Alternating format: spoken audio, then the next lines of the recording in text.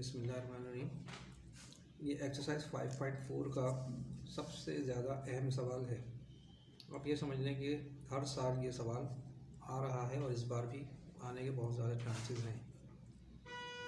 तो इस सवाल में एक टेक्निक है जो पिछले किसी भी सवाल में आपने इस्तेमाल नहीं की होगी। वो ये है कि आपने इस सवाल में सबसे पहला स्टेप ये करना है कि पहली दो टर्म्स को तो एज इट इज़ लिखना है। इस 2 को आपने 1+1 में 2 हिस्सों में तोड़ देना, ब्रेक कर देना। अब एक 1 को क्यूब के साथ लिख लें आप, और एक 1 को स्क्वायर वाले के साथ लिख लें। फिर इन दोनों की अलग अलग ब्रैकेट्स बना दें, a³ + 1, और यहाँ से माइनस साइन अगर बाहर लेंगे आप, आ जाएगा a² और माइनस प्लस -1।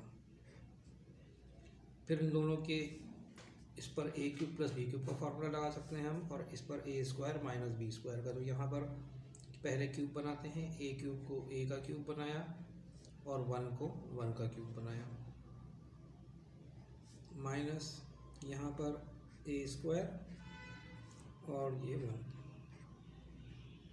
इस पर a³ + b³ का फार्मूला लगाते हैं। क्या फार्मूला है a³ + b³ का?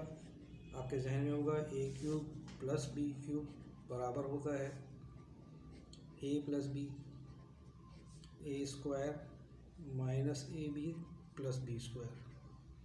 तो यहाँ पर a की वैल्यू a है और b की वैल्यू 1 है। तो हो गया a + b, a² - ab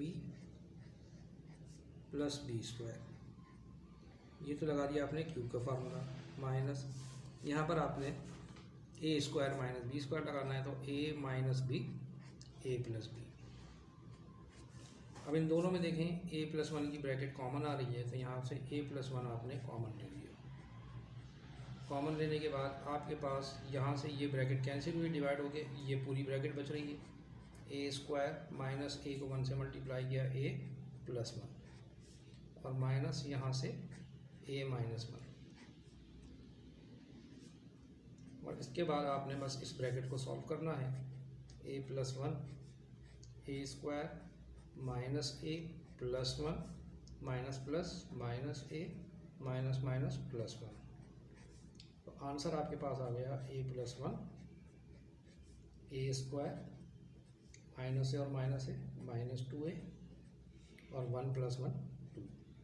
ये वो सवाल है कि जिसके बारे में मैं बच्चों को जब भी करवाता हूँ तो यहाँ पर उर्दू में लिखता हूँ, इसे याद करना है। याद इसलिए करना है कि अगर ये सवाल शॉर्ट में सवाल बनकर नहीं आया तो MCQs में ज़रूर आता है, यानी कि ये सवाल हर सूरत में आता ही आता है। तो इसलिए आप इसको बहुत अच्छी तरह से प्रैक्टिस करें।